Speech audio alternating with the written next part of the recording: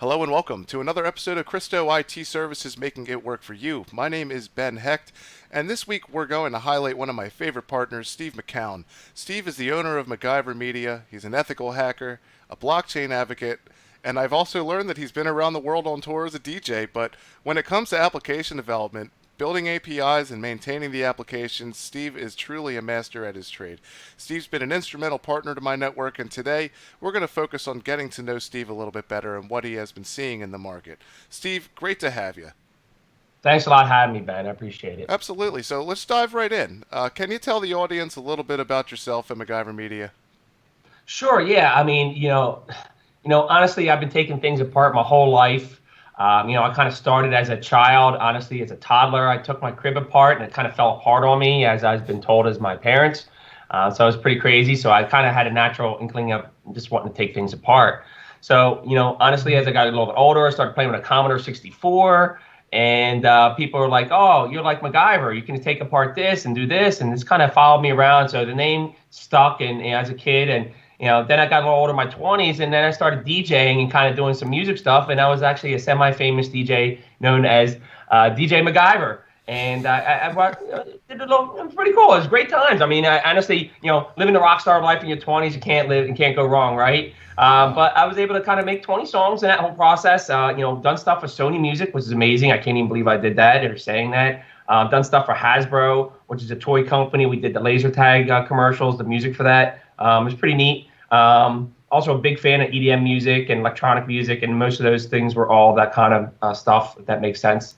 And if we swing back to my computer career, I went to Rome University for computer science, and did a lot of that kind of stuff. Moved on and did a lot of R&D and prototyping. Through my software career at various companies. Here in the PA and the Boston area, and now I'm back here in the PA area. Doing a lot of cool things, not just software, kind of circling back to, one of the stuff is really my true love is that like blockchain technologies. I love what it represents from many different facets. I'm also on the board for diversity in blockchain here in Philadelphia. It's a national organization meant to promote those types of technologies. And I also have a mining company that's really dedicated to the cryptocurrency and Bitcoin, all that kind of good stuff. It's called Blockpanner. It's So, fantastic. It's fantastic. We're yep. gonna have a couple questions towards the end of this about blockchain for sure. So, Okay, great. so what kind of projects are you seeing right now coming from customers? Is there a common theme or a need?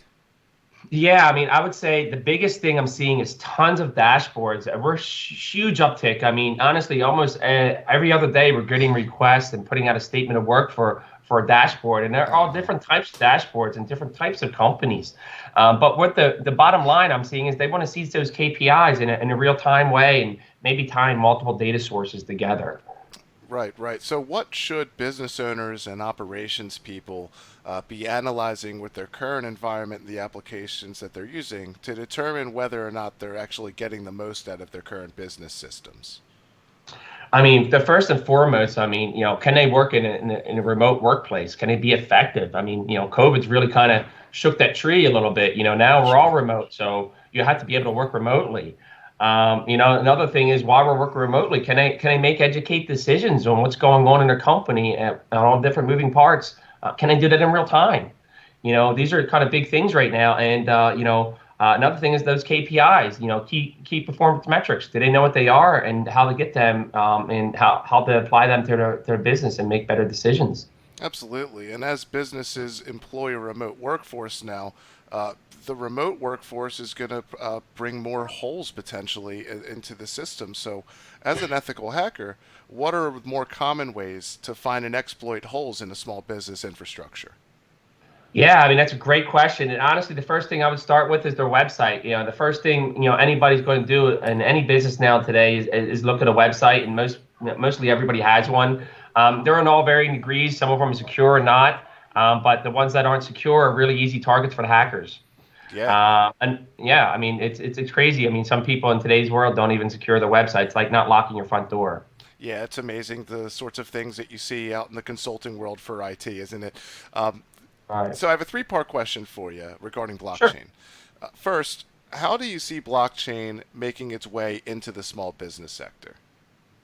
Sure. I mean, I believe it's going to be, the supply chains. They're already having a lot of activity on blockchain technologies. Some of the big boys are already starting to, not just, kind of do these prototype projects. They're actually facilitating production-ready systems, and they're including not only like, the companies that are making it, but all the way down to the companies that sell it and provide them. And, the smaller companies are going to have to deal with those blockchain technologies because the bigger companies are kind of making these ecosystems that you'll have to play in if you want to do business with them. Sure, sure. So, for the small business sector, how far away are we from seeing it more commonly from business to business? Yeah, I mean, honestly, initially, I kind of think like 1 to 2 years, for real adoption. But I tell you, with this COVID stuff going on, I think it's actually accelerated that. It might even be within less than a year. I mean, I'm already starting to see a lot of that, a huge uptick in companies taking it seriously now. Before it was kind of nice and cool. Now it's like it's absolutely necessary. Sure, yeah, I've seen some major projects underway through all of this. Are people already using it under the radar and we just don't know?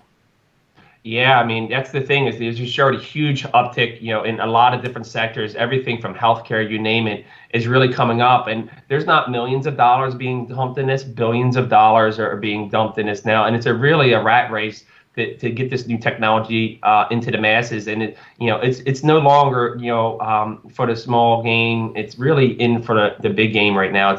It's a really cool time because I think people are really understanding the value and the potential of what this technology really is and what it can do for our society.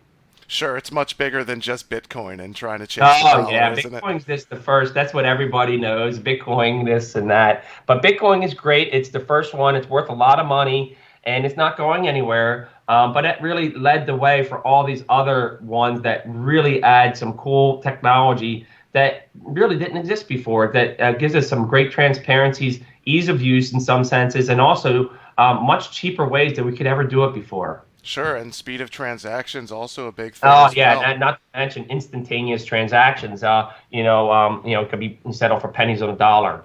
So Yeah, major differences. So, hey, thanks, Steve. I could talk to you forever. It's been a yeah, pleasure I know. having you on as a guest today. And, folks, if you have any questions regarding blockchain implementation, regarding custom programming needs for your business, Steve at MacGyver Media and his team are the people to call.